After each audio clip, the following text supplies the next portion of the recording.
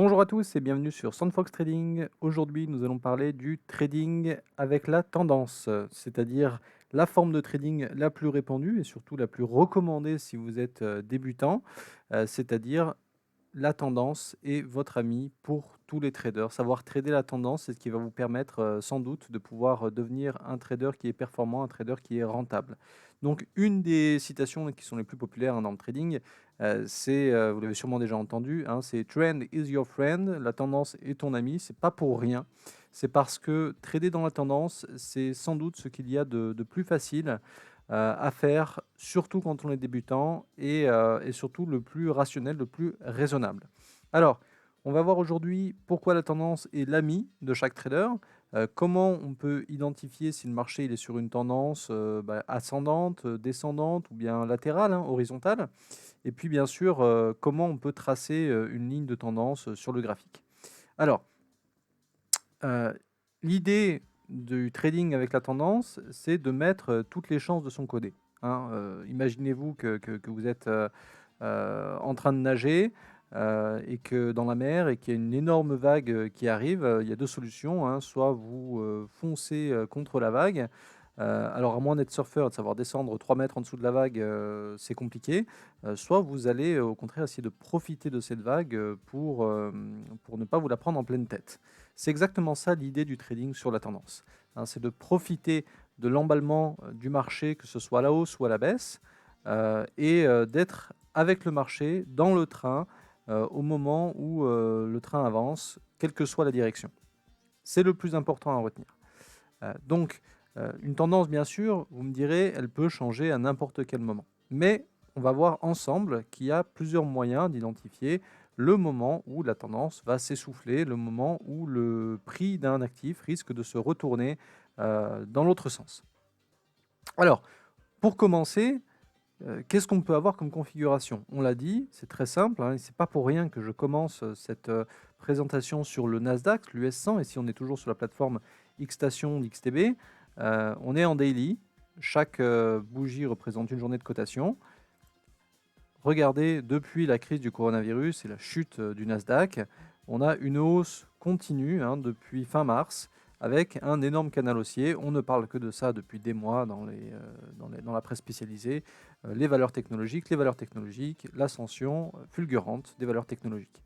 Eh bien, qu'est-ce qu'on avait comme option ici? Eh bien, tout simplement, celle de tracer un canal ascendant, celui qui contient le prix du Nasdaq, et deux solutions. Soit on attend que le cours se retourne, que le prix vienne casser cette ligne de tendance à la baisse.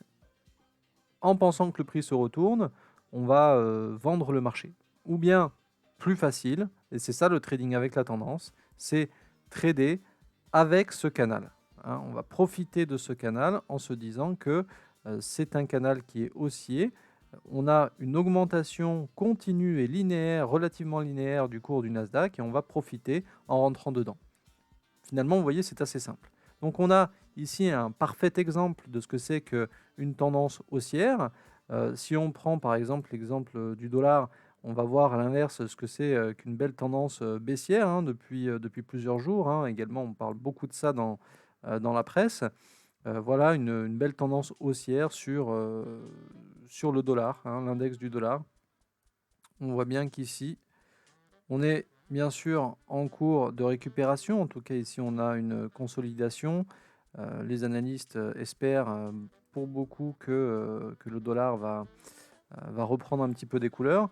Mais on voit ce que c'est une belle tendance haussière, hein. Donc là, euh, quel est selon vous le risque si on rentre par exemple en plein milieu de la tendance, c'est-à-dire il y a encore 3 semaines? euh, Qu'est-ce qu'on a comme option? Soit on short parce qu'on est clairement dans une tendance qui est baissière, soit on va acheter le marché, mais alors là, c'est un petit peu un coup de poker et ça risque de coûter très cher. Donc, la meilleure des solutions, ne serait-ce qu'en regardant les moyennes mobiles, hein, à 20, 50 et 200 périodes, qui sont clairement au-dessus du prix, c'est de shorter le marché. Et vous auriez bien eu raison, puisque vous auriez encore pu gagner plus de 2000 pips sur le dollar index. Euh, Ici, bel exemple de ce que c'est qu'une tendance qui est baissière. Et puis, bon, bah, si on remonte un petit peu plus loin, mais ça c'est valable On peut trouver ces tendances sur n'importe quel actif. On peut avoir également des tendances qui sont latérales, ou on appelle ça des phases de range. Hein. Ici, on en voit toujours sur le dollar, hein, où le prix va osciller entre un point haut, un point bas pendant quelques temps. Ça peut être des jours, des semaines, voire des mois, selon l'actif. Ici, typiquement, entre le 26 mars et le 26 mai, le cours du dollar était dans un canal. On a une évolution qui est latérale, horizontale des prix. Voici les 3 formes de configuration qu'on peut avoir. D'où l'idée de trader avec la tendance. La tendance, c'est clairement une tendance qui est soit haussière, soit baissière. Trader un range, c'est encore différent, hein, puisqu'ici, on voit que sur un range, on a plusieurs options. Celle d'acheter au niveau de la borne inférieure du range. Hein, ça forme un triangle, le range, en fait. Hein. Si on est sur le point bas, on peut acheter. Si on est sur le point haut, on peut vendre, en surveillant bien qu'il n'y ait pas de cassure, puisqu'une cassure, comme vous le voyez ici sur le dollar toujours, la cassure du 28 mai nous montre clairement qu'on a une rupture technique. On sort de la phase de range pour rentrer dans une tendance qui est baissière. Depuis le 28 mai jusqu'à il y a quelques jours, début août, on a clairement une tendance qui est baissière sur le dollar. Voici les 3 types de configuration que vous avez. Alors, on va revenir à notre premier exemple sur le Nasdaq. Sur un marché qui est ascendant, vous pouvez considérer que ce marché il est haussier et que finalement le sentiment acheteur, c'est le sentiment qui est dominant. Hein. Il y a une majorité d'acheteurs sur cet actif aujourd'hui ou il y a encore plusieurs mois sur le Nasdaq, c'est vraiment flagrant.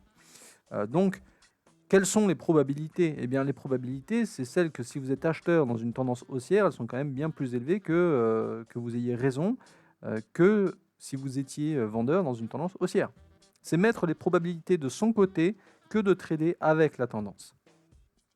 Donc, marché ascendant, marché haussier, c'est une série de points hauts qui sont plus élevés. Hein. Sinon, on serait sur une phase de range, si on stagnait au même niveau, sur une consolidation, on a systématiquement des plus hauts sur ces bougies vertes. On suit l'ascension et on met les probabilités de son côté en rentrant sur le marché avec finalement le sentiment qui est dominant. Ensuite, bien sûr, il y a la tendance qui est baissière, c'est exactement l'inverse.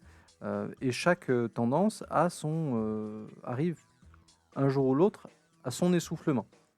Donc surveillez bien, c'est mon premier conseil pour trader avec la tendance, la configuration sur laquelle vous êtes. Bon, moi ici je suis en daily, on peut changer évidemment de configuration, puisqu'on peut avoir une micro-tendance baissière dans une tendance haussière en daily, hein, bien sûr. Surveillez les différentes formes de configuration, haussière ou baissière ou latérale. C'est la première étape pour pouvoir trader avec la tendance. Donc, marché en déclin, évidemment, sentiment majoritaire, vendeur, pour maximiser vos rendements potentiels et les probabilités de gagner, vous rentrez en tant que vendeur dans une tendance qui est baissière. Alors, comment on détermine la tendance? Eh bien, je l'ai dit, hein, vous avez une succession de points hauts dans une tendance qui est haussière, de points toujours plus hauts, hein, si on revient sur le Nasdaq. Ici, vous avez une succession de niveaux plus bas les uns que les autres dans une tendance qui est baissière, et vous avez une stagnation, une évolution latérale du prix entre 2 points, hein, un support, une résistance, dans le cas du range. Donc, maintenant, la tendance, elle est votre amie, vous me direz, jusqu'à ce qu'elle se termine, bien sûr, hein, ça va de soi. Les marchés évoluent tous de manière totalement cyclique, hausse, baisse, range, etc. Donc, les tendances, elles ne sont pas toujours claires et il y a des périodes de stabilisation. Une fois qu'on a eu une forte hausse ou une forte baisse, il y a forcément une stabilisation des prix, un équilibrage naturel finalement du marché. Alors, les acheteurs et les vendeurs, c'est les moments où les acheteurs vont se confronter aux vendeurs et se battre entre eux jusqu'à ce que finalement il y en ait un qui sorte gagnant du combat et que la tendance se poursuive à la hausse ou à la baisse.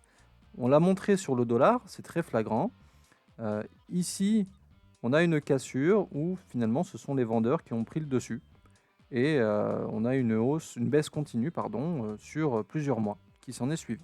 Donc ce qu'il faut surveiller, une fois que le marché est en phase de stabilisation, bien déjà, c'est reconsidérer votre position. Si vous êtes déjà gagnant après une phase de hausse, vous êtes gagnant, vous voyez que le marché se stabilise, deux options possibles. Soit le marché va continuer à grimper, soit il va se retourner à la baisse. Et s'il se retourne à la baisse, vous risquez de perdre. Hein.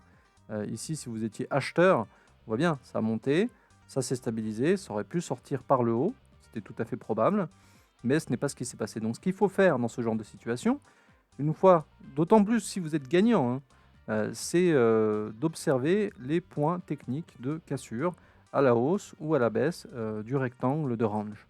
Hein, ça, c'est la deuxième étape pour pouvoir ne pas faire d'erreur, puisque tout dépend également de la temporalité où vous allez trader. Alors, une fois qu'on identifie une tendance, il faut déterminer son cadre temporel, hein, sur combien de temps vous allez trader. Parce que si vous identifiez votre tendance, comme je l'ai fait bon, là en daily sur le dollar, ça n'aura pas forcément de rapport avec votre trading si vous tradez sur 15 minutes, hein, qu'on se comprenne bien.